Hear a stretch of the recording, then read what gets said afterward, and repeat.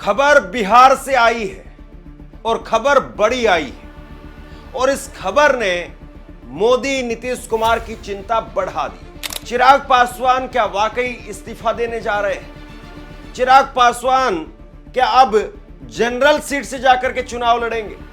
और चिराग पासवान ने आज एनडीटीवी से बातचीत करते हुए मुख्यमंत्री बनने का दावा क्यों ठोक दिया?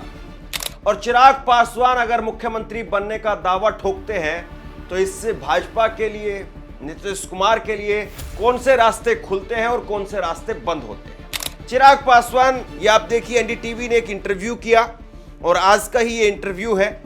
और इस इंटरव्यू में चिराग पासवान कहते हैं कि मिशन बिहार मेरा लक्ष्य है, कार्यकर्ता चाहते हैं कि मैं सीएम बनूं। ये बात जो है वो चिराग पासवान की तरफ से कही गई कि मेरे कार्यकर्ता चाहते हैं कि मैं सीएम बनूं। अरुण भारती, उनकी तरफ से एक पोस्ट आता है। अरुण भारती जो है वो चिराग पासवान के जीजा है और ये बिहार एलजेपी के अध्यक्ष भी हैं, प्रभारी हैं। तो उन्होंने एक पोस्ट कर दिया, उन्होंने एक पोस्ट किया आज ही कि जब नेता बिहार का है तो सीट का दायरा सीमित क्यों हो?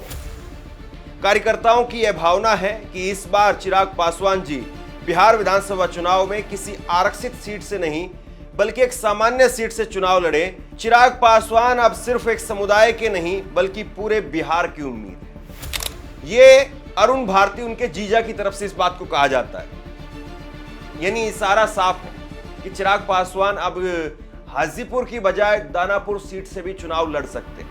हाजीपुर सुरक्षित सीट है जबकि दानापुर जनरल सीट है। लेकिन क्या वाकई एक जनरल सीट पर जाकर के चिराग पासवान चुनाव लड़ेंगे? और चिराग पासवान को अगर चुनाव लड़ना है तो उनको केंद्रीय मंत्री पद से इस्तीफा देना पड़ेगा, फिर वो जाकर के बिहार का चुनाव लड़ेंगे। तो एक तरीके से आप ये भी कह सकते हैं कि चुनाव में अभी समय है, लेकिन जिस प्रकार से स्टेटमेंट निकल करके सामने आ रहे हैं, इससे कहीं ना कहीं अपने पक्ष में माहौल बनाने का जरूर काम किया जा रहा है।